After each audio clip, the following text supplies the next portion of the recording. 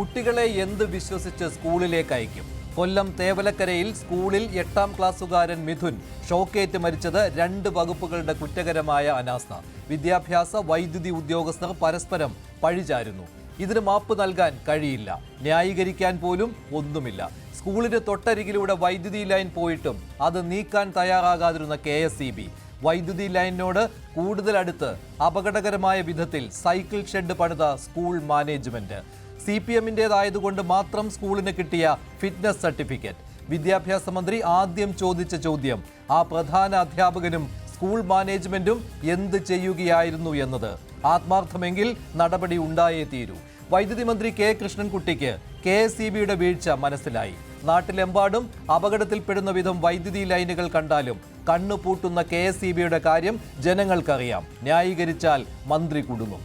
ആരോഗ്യവകുപ്പിന് പിന്നാലെ വിദ്യാഭ്യാസത്തിലും വൈദ്യുതിയിലും സംഭവിക്കുന്ന സിസ്റ്റം തകരാർ വീണ്ടും ജീവനെടുക്കുമ്പോൾ പ്രൈം ഡിബേറ്റ് ചർച്ച ചെയ്യുന്നു.